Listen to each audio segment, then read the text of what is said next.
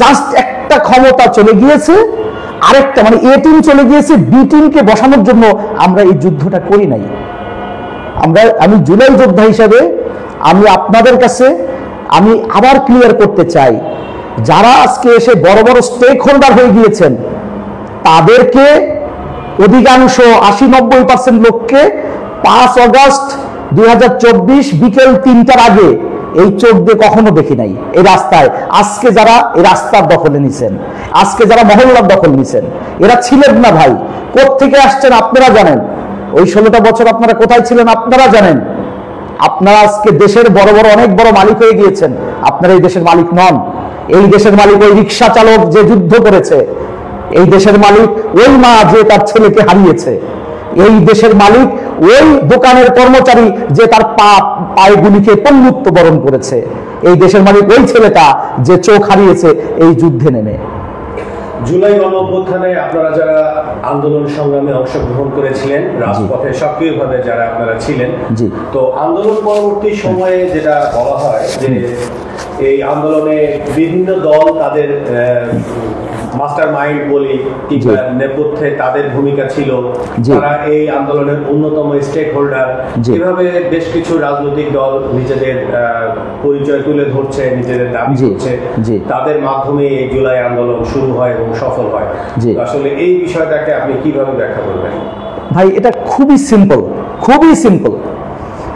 আপনাদের মনে থাকবার কথা, আমরা এটা হচ্ছে জুলাই সম্ভবত 6 তারিখ থেকেই মূলত বৈষম্য বিরোধী যে আন্দোলন ঢাকা ভার্সিটি কেন্দ্রিক বা বুয়েট মেডিকেল কেন্দ্রিক যে ছেলেগুলো আজকে যাদেরকে আপনারা সার্জিস, হাসনাত, নাহিদ, আসিফ মাহমুদ হিসেবে চিনেন, বাকের মজুমদার, এই মাহিন সরকার, এদেরকে যে চিনেন এই ছেলেগুলো, বা নুসরাত তাবাসসুম, উমামা ফাতেমা, এই যে ছেলেগুলো বৈষম্য বিরোধী যে ছাত্র আন্দোলনের প্ল্যাটফর্ম, যারা মুখপাত্র ছিল, তখন বলা হতো মুখপাত্র, নট সমন্বয়ক, মুখপাত্র। এই মুখপাত্রগুলো পরবর্তীতে আপনারা নাম দিলেন সমন্বয়ক। ভাই বিশ্বাস করেন, এই ছেলেপেলেগুলোকে আমরা সারা দেশের মানুষ, ইভেন ঢাকার এই প্রান্ত থেকে ওই প্রান্তের মানুষগুলো চিনতাম না, আমরা জানতামই না এরা কারা। হ্যাঁ, সাধারণ একজন ছাত্র ঢাকা ভার্সিটিতে পড়ে, তারা এই দেশে যে কোটা সংস্কার, এই সংস্কার তাদের ন্যায্য দাবিতে তারা আন্দোলন করে আসছিল।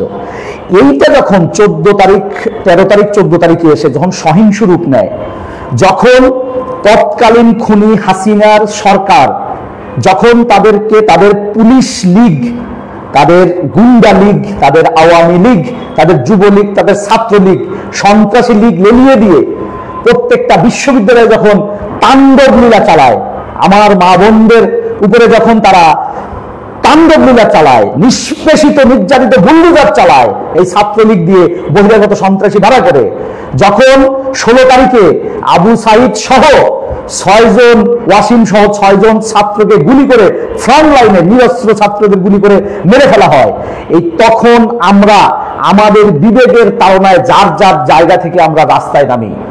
এইটা কোন পলিটিক্যাল পার্টিজ আছে যে বলবে যে ভাই 16 জুলাই 2024 এই পর্যন্ত এই আন্দোলনের মাস্টার মাইন্ড ছিলাম আমরা, এই স্টেট আমাদের, একজনও না, কেউ ছিলেন না।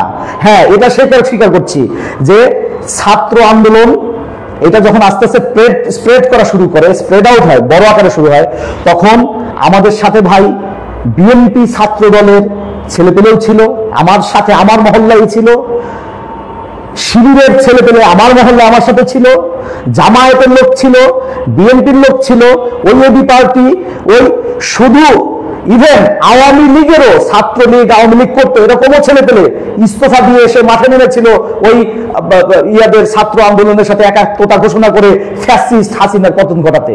আমি নিজে তার সাক্ষী, 1000টা প্রমাণ আপনাকে দিতে পারবো, আমি একজন জুলাই যোদ্ধা আহত।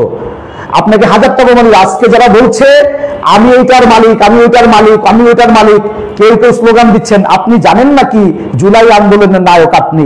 ভাই এগুলো, এই চামচামি চাটুকারিতা বন্ধ করেন।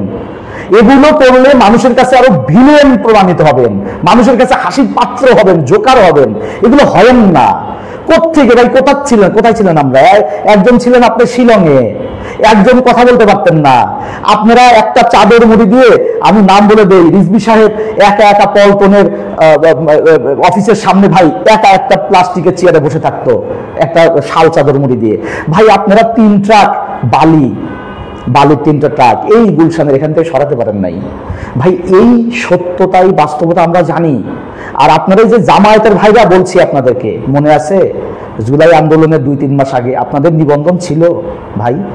আপনাদের রাজনীতি করার অধিকার ছিল? এত বড় হয়ে গেছেন আজকে আপনারা। শুনেন, এই দেশের সাধারণ জনগণকে আর গিনিপিগ বানায়েন না। এরা আপনাদের চেয়ে বর্তমান বাংলাদেশের রাজনীতি, সমাজনীতি, নিজেদের স্বার্থনীতি এবং দেশনীতি, বাংলাদেশমুখী রাজনীতি আপনাদের চেয়ে অনেক ভালো বুঝে। এদেরকে এই সব বুলি কচ্চায়ে ওই 91, 96 টোটকা, 2001 সালের টোটকা দিয়ে ভাই আপনারা আর পার পাবেন না। এটা 2024। এই যে জেনজি বলি না আমরা, জেনারেশন জি, এটা জানেন এটা কত স্মার্ট? 1 টোকা দিয়ে দুনিয়া বের করে ফেলে ভাই, হাতের মধ্যে স্মার্টফোন। সো এদেরকে বোকা ভাবার সুযোগ নাই। আপনারা নিজেরা ঠিক হন, নিজেদের মধ্যে সংস্কার করেন, বিচার প্রক্রিয়ায় হেল্প করেন, খুনের বিচার করেন, বিচারে সহযোগিতা করেন, জুলাই সনদ এটার আইনি ভিত্তি দেন, আপনার নির্বাচন কমিশন সংস্কারে হেল্প করেন, ইন্টারিমকে সহযোগিতা করেন, ফেয়ার ইলেকশনের দিকে যান। আদারওয়াইজ এমন পরিণতি ভোগ হবে না, এমন পরিণতি এই দেশের মানুষ আপনাদেরকে দিবে, আওয়ামী লীগের চেয়েও খারাপ পরিণতি হবে যদি আবার নতুন ফ্যাসিস্ট তৈরি হতে চান বা করতে চান এই দেশে।